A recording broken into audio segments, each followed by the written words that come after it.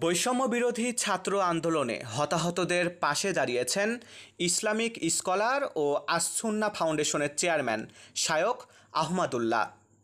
মঙ্গলবার ২০ আগস্ট দুপুরে রাজধানীর শেখ হাসিনা জাতীয় বার্ন ও প্লাস্টিক সার্জারি ইনস্টিটিউট ও ঢাকা মেডিকেল কলেজ হাসপাতালে বৈষম্য বিরোধী ছাত্র আন্দোলনে আহত রোগীদের শারীরিক অবস্থার খোঁজখবর ও তাদেরকে ৩০ লক্ষ টাকার আর্থিক সহায়তা প্রদান করেন তিনি। এ সময় তার সঙ্গে ছিলেন অন্তর্বর্তীকালীন সরকারের ধর্ম উপদেষ্টা ডক্টর আ.ফ.ম. খালিদ হোসেন, বৈষম্যবিরোধী ছাত্র আন্দোলনের অন্যতম সমন্বয়ক সার্জিস আলম প্রমুখ।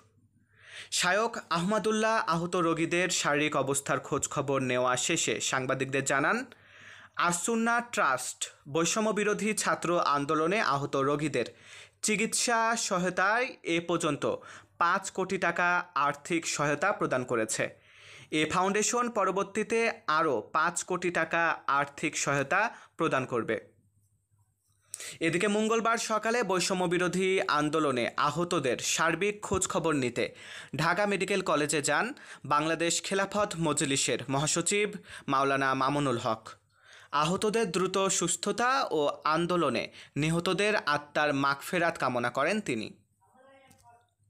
মারুফ হাসান বিশাল, বাংলার ১০।